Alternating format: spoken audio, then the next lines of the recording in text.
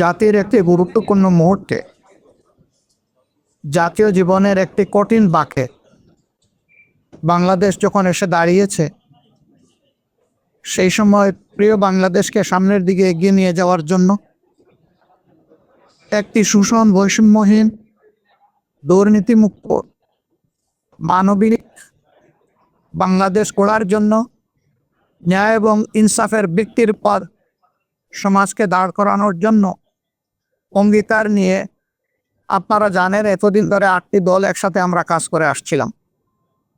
এই দলগুলোর সকলেই এখানে উপস্থিত আছেন প্রতিনিধিরা। তার সাথে আলহামদুলিল্লাহ আজকে আরো 2টি দল আমাদের সাথে সম্পৃক্ত হয়েছে।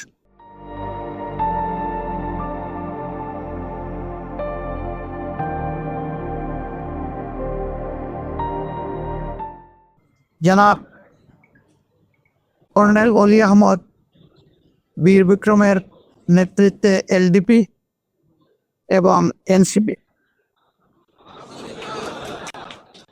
এনসিপি একটু আগে আমাদের সাথে তাদের বৈঠকটা সমাপ্ত হয়েছে। তারা এই বৈঠকে আসার সময় এবং সুযোগটা পাননি।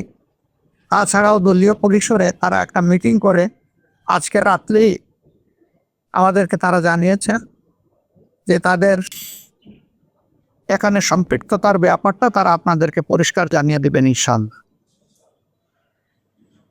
তাদের আহ্বায়ক নাহিদ ইসলাম সরাসরি কথা বলেছেন আমাদের সকলের সাথে, আমরা উপস্থিত ছিলাম এবং তিনি তাদের সিদ্ধান্ত আমাদেরকে অবহিত করেছেন।